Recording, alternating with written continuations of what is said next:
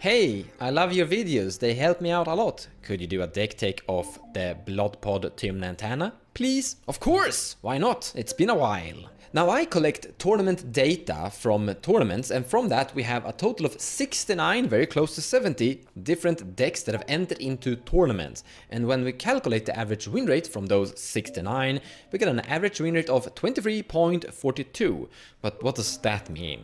Well, let's put it into perspective. So we have CC on 27.31, we have Shorkai on 17.55, we have Rafine on 21.46, Blue Farm Tymna Chrome on 27.36, Corvold on 20.32, and Kinnan on 22.67. So that should give you some form of perspective of how good Tymna Tana is currently performing in a commander leaderboard, so to say.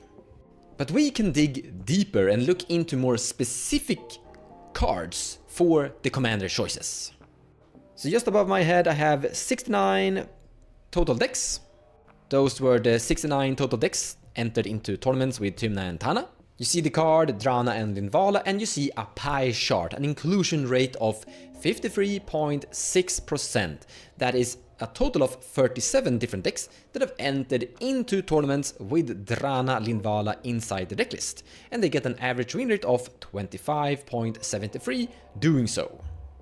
And you see the win rate in green, and we can look at other cards, for example Rule of Law. Suddenly we see the win rate in red, indicating that this is suddenly a not so good performance.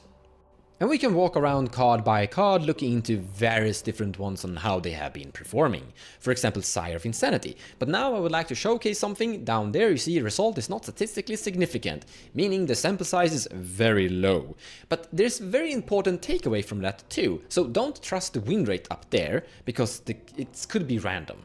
But the very low inclusion rate is also showcasing that people are basically opting away from this card. People who have been playing Tymna Tana have basically learned that this is not a recommended card that you shouldn't play. So we're not going to look into all potential cards, we're just going to look into the ones that have a form of sample size, like Archon of Emeria, the best Rule of Law card inside the entire format. It is still showcasing a not so great performance.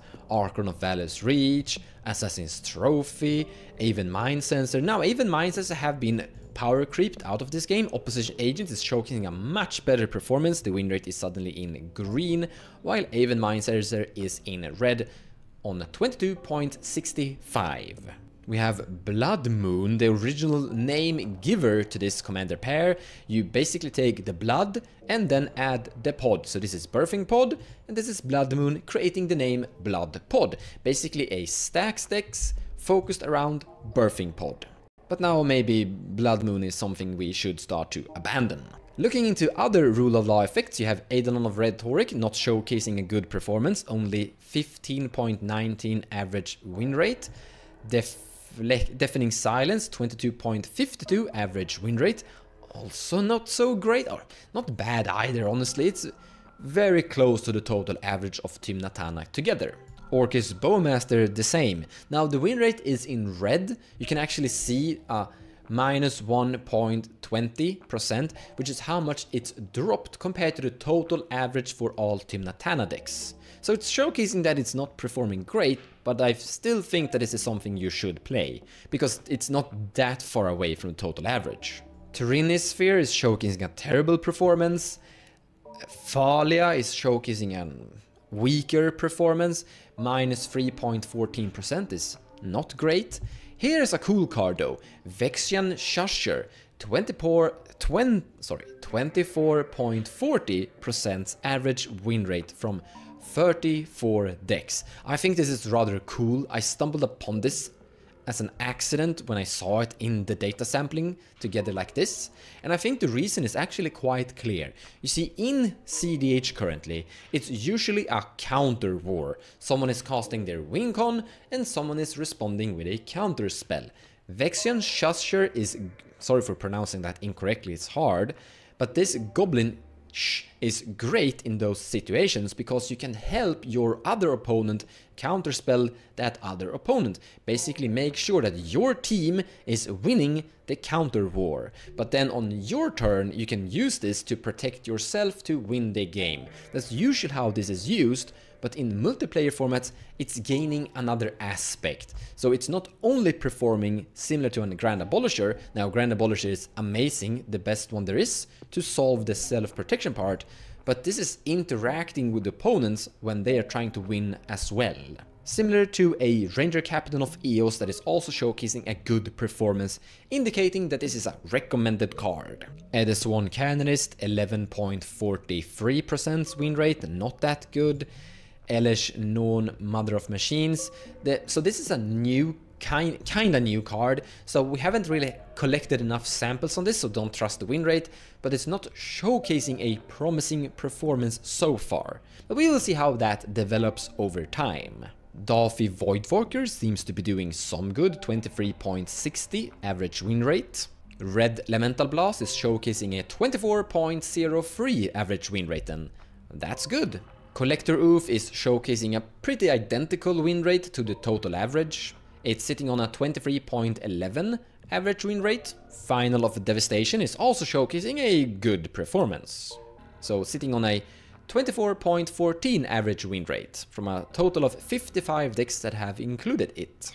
And then we have a Kiki-Jiki that is sitting on a 24.48. Now let's take a quick look at Felida Guardian that is sitting on an identical average win rate and an identical total decks that have included it. Basically means that if you play in Kiki-Jiki, you're also including Felida Guardian. Well, let's take a look at this. We have Village Bell Ringer that is sitting on 20.20, indicating that maybe you only need Felida Guardian, and including Village Bell Ringer might be unnecessary. So now we've gained a small understanding of what are potential recommended cards and what are some not so recommended cards. But we need to look deeper into this and try to see cards together from various different angles to paint a better picture, because I want to emphasize that the sample size is not that big, only 69 decks total, and that's a small number to say much. So what we can do is basically clump them a little bit more together. So here we have 111,802 tournament deck entries. Now this is looking into my entire sample size of all various commanders, even commanders that aren't allowed to actually include these. Then you see Birthing Pod, Felida Guardian, Village Karmic Guide, and Kiki-Jiki. And you see play all four, 316. So we have 316 decks from all kinds of different commander options that are including all of these 4 cards, and they're getting an average win rate of 24.55. But we can dig deeper into this. So here we have Birthing Pod, Kiki-Jiki, Survival of the Fittest, and Vivian on the Hunt.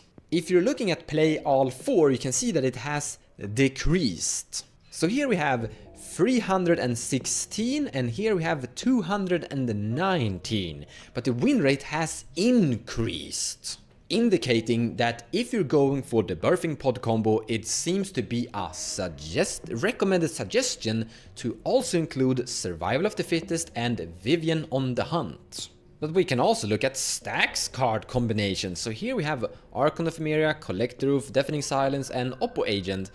Those 4 together, we have 216 decks that have gotten an average win rate of 20.91. So this package of cards seems to be recommended, and this package of cards seems to be not so recommended. And that is kinda in tune with what we saw before. But we can and should look into it even deeper to get a better understanding of a good direction to take this. So here we have 316 decks that are including all of these 4, but suddenly, boom, we have a different picture. Now play all, we have 81 decks that are playing all of these 4 cards together, but we have made one more criteria. Up there in black and white, you're seeing Archon of Emeria, Swan Canonist, and Trinsphere. When they are in black and white, that means that they have been excluded. So any one of these decks that are containing these 4 have to also contain none of the black cards up there in the corner. Basically looking into inclusion and exclusion.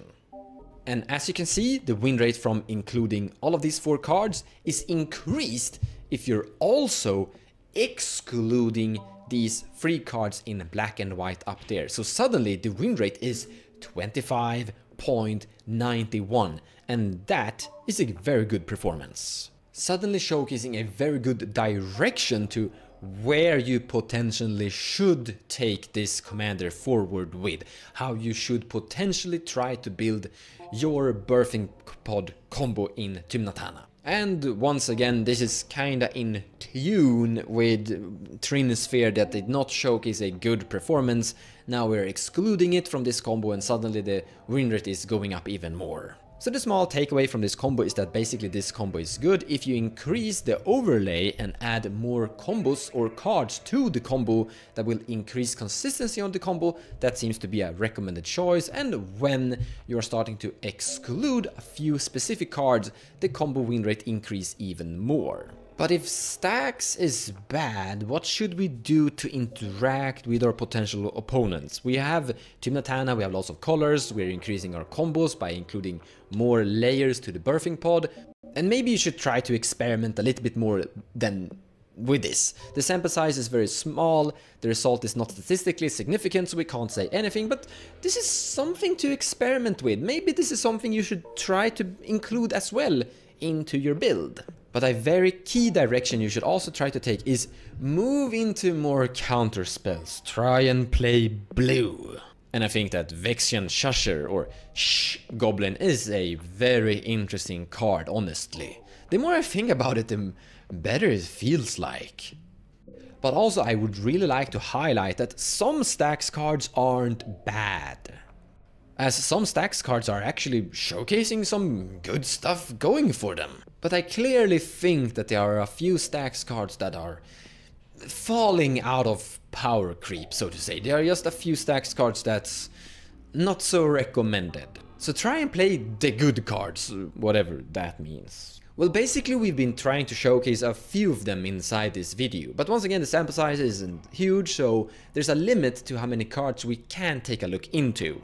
But looking into the great majority of potential different commanders out there and looking into great different combinations of cards that people could be building, we can see a form of direction we can take, and the answer is basically to, I think, move away from a stacks archetype into a more combo focused archetype and a capacity in interacting with the stack.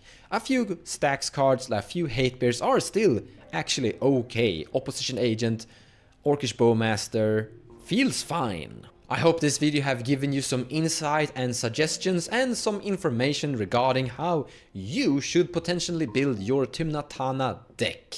Thank you so much for watching, and I hope you have a nice day. Take care, everybody.